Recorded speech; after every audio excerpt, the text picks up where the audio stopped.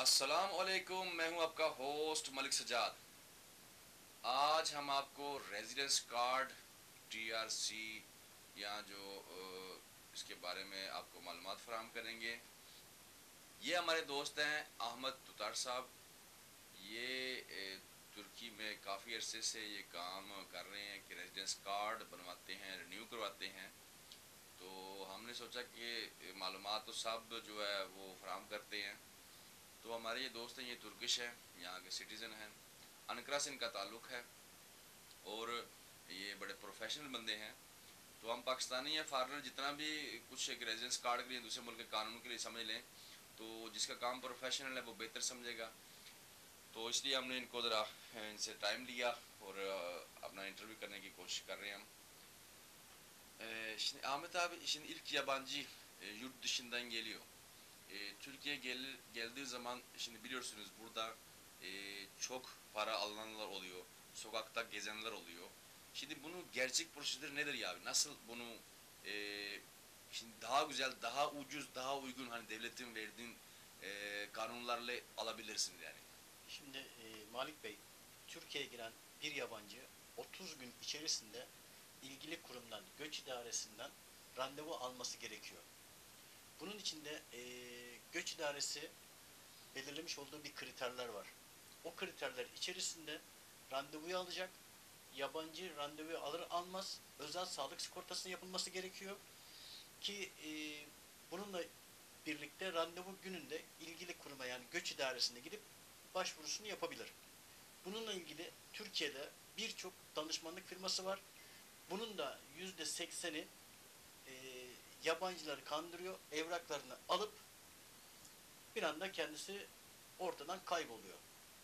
Yüksek paralar alıyor. Yüksek paralar alarak yani bu 1000 dolarlar, 2000 dolarlar gibi rakamlardan bahsedip ama hiçbir işlem yapmayıp yabancıyı mağdur duruma düşürüyor. Ya Burada da ya da hızlı yapmaya çalışıyor. Böyle bir yapalım. yapalım diye. Böyle bir şeyde şu anda Türkiye'de göç idaresi çalışmıyor zaten. Hızlı yani ikamet yapıyoruz diye bir sistem yok Türkiye'de. Ama bunu danışmanlık firmaları yabancıları kandırarak bu işlemleri yaptıklarını zannediyorlar. Yabancı da bekliyor tabii ki. Burada da mağdur duruma düşüyor.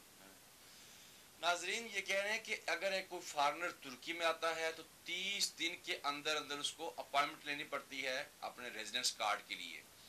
तो यहाँ पर बहुत बंदे ऐसे हैं कि आप $1000 दें, $2000 दें, आपका काम हम जल्दी करवा देंगे. तो जल्दी का काम जो होता है उस चक्कर में गली में जो घूमने वाले बंदे हैं ये कह रहे हैं कि उनसे जो तकरीबन 80% लोग जो हैं वो फ्रॉड करते हैं यहाँ पर आपको जल्दी कार्ड ले देंगे. तो गवर्नमेंट का कानून के 30 दिन जब आप तुर्की में एंटर हो गए 30 दिन के अंदर अंदर आपने अपॉइंटमेंट लेनी है. तो उन्होंने कहा गवर्नमेंट का कोई ऐसा तरीका नहीं है कि जल्दी जब बहुत जल्दी हो जाए या यानी कि इस तरह का कोई तरीका नहीं गवर्नमेंट का कि जल्दी करवा दें यानी कि. तो उसमें आप अपना अपॉइंटमेंट लें. Sonra şimdi randevu aldık. Randevu nasıl alabiliriz? Randevuyu biz veya kendileri de alabilir yabancıların. Zaten Göç İdaresi'nin web sitesinde her dilde çevirisi var. Kendileri rahat rahat alır. Buradan yapabilecekleri tek bir şey var. Özel sağlık sigortalarını kestirmeleri.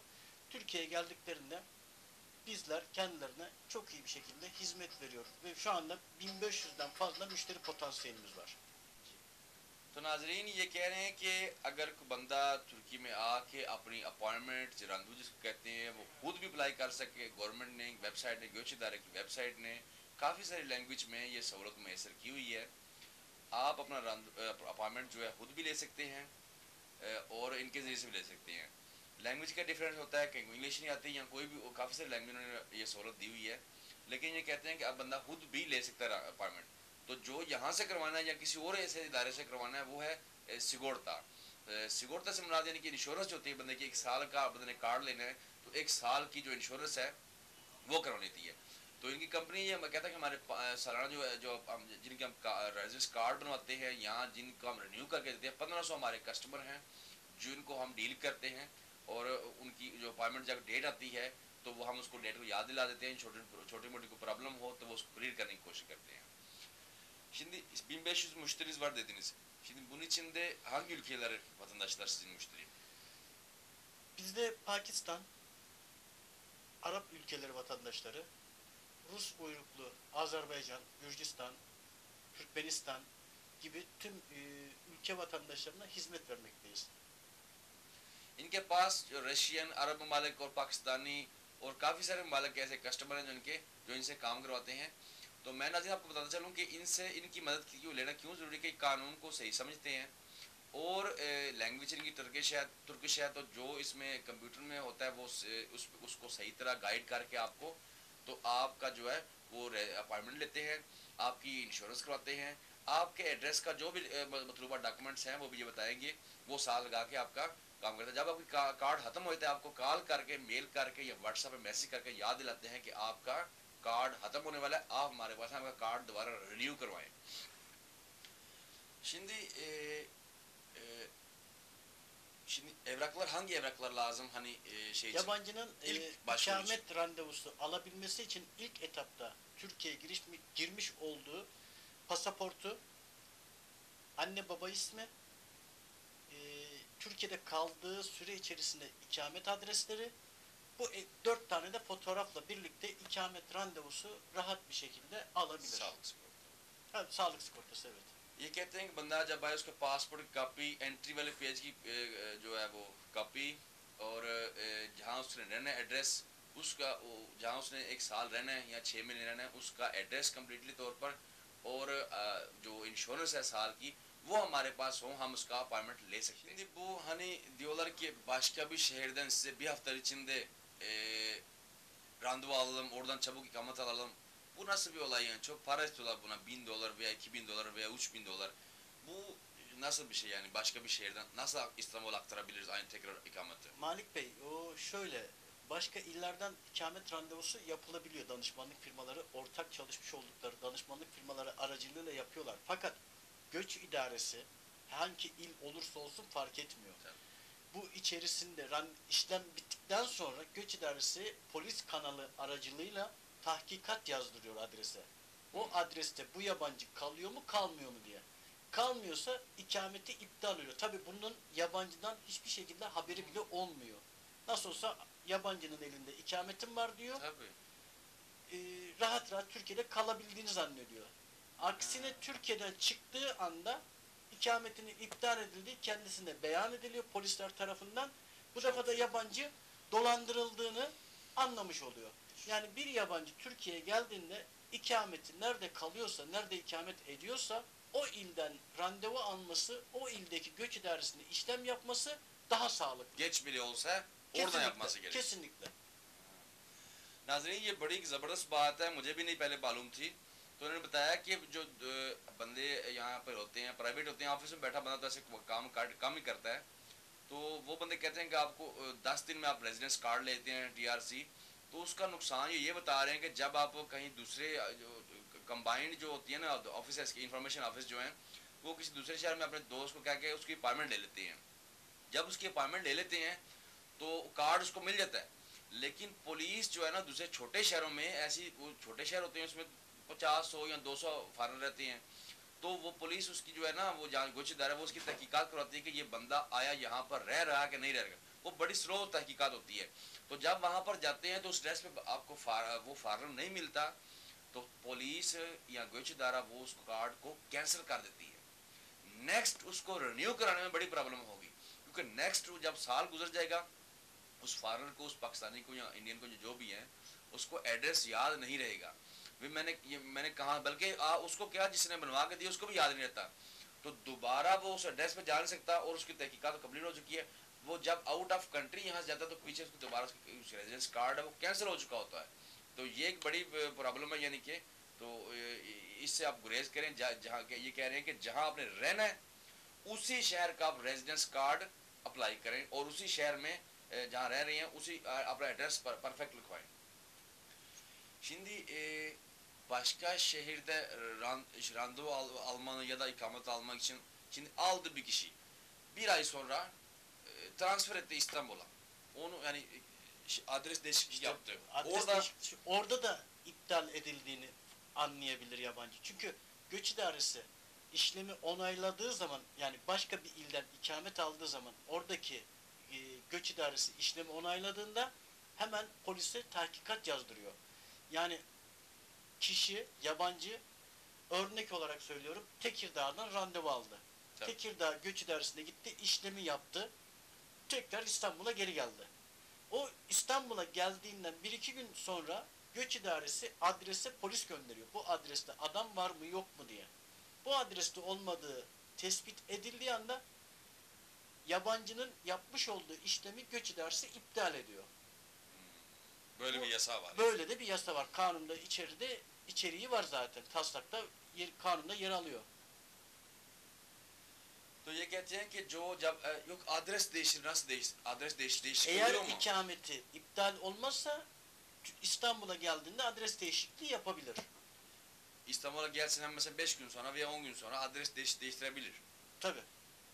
Oluyor, onda iptal olmuyor yani. Ama o mesela dediğim gibi Tekirdağ'daki Göç İdaresi'nden ikamet aldığı zaman o ikamet çıkmadan, yani ikamet kartı eline almadan adres değişikliği yapamaz. Aldı. Bir ay sonra aldı veya 10 gün sonra aldı. İşte o zaman da gidiyor Göç İdaresi'ne adres değişikliğinde, o zaman Tekirdağ Göç İdaresi işlemi iptal etmiş oluyor.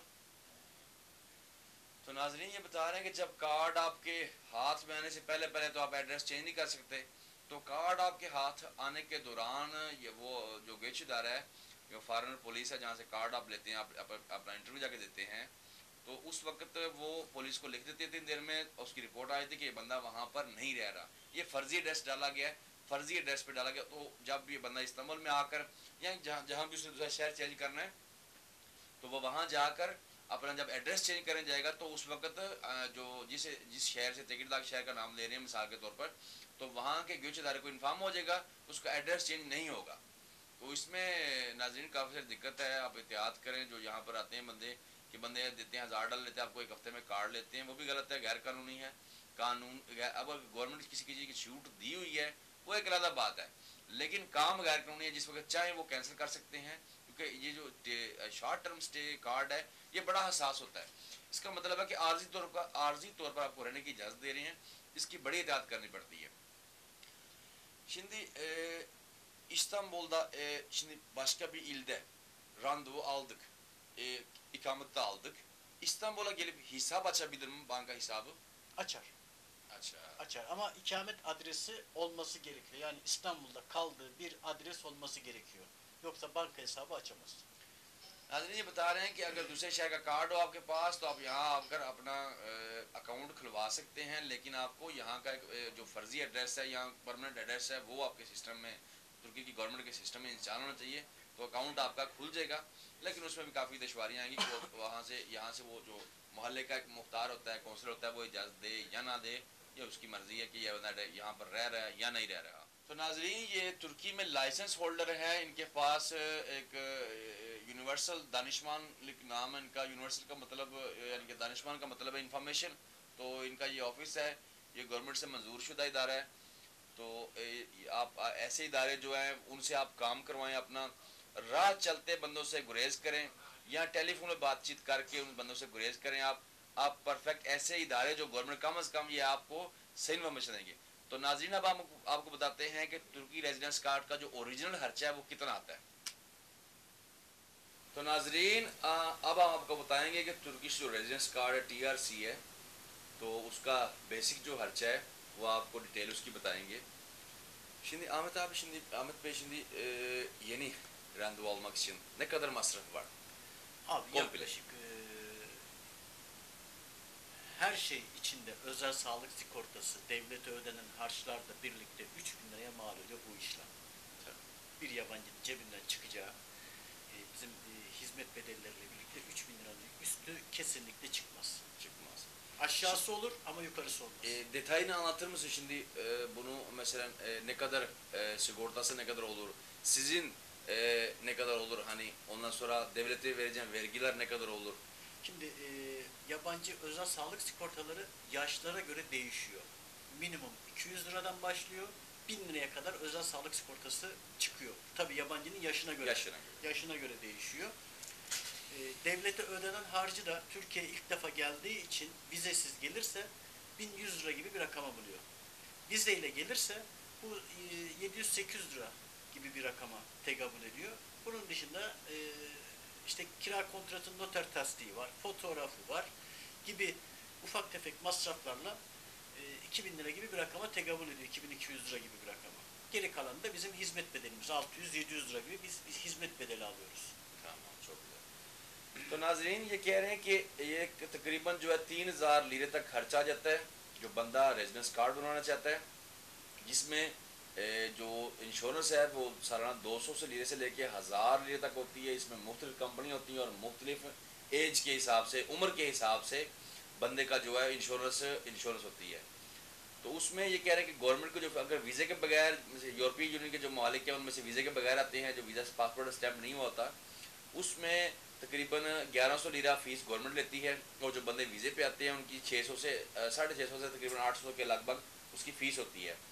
تو نوٹری پبلس جو اپنا کرائے کا کانٹیکٹ وغیرہ جو اپنے ڈاکومنٹس وہ ٹیسٹ کرانے ہیں، اس کا ٹرانسلیشن کرانا ہے پاسپورٹ کے پہلے اس اوراق کا، تو وہ سارا کمپلیٹلی ملا کے 2200 لیرہ تقریباً خرچ آ جاتا ہے. یہ جب آپ کی کارڈ ختم ہو گئی، یہ 700-800 لیرہ جو اپنی فیس لیتے ہیں، اس میں یہ سمجھاتے ہیں کہ ہم نے یہ کارڈ آپ کو لے کے دی ہے اور اس کی پرابلم ہو بعد میں، یا جو 1 سال بعد ختم ہو گیا آپ کو یاد دلانی کروائیں. ناظرین 2200 لیرہ تقریباً یہ اخراجات آ جاتے ہیں اس میں جو ان کے اپائنٹمنٹ لینے کی فیس اور انشورنس وغیرہ جو نوٹری پبلک ہوتی ہے، جو سرکاری فیس ہوتی ہے، اس کے اخراجات تقریباً 2200 لیرہ بنتے ہیں.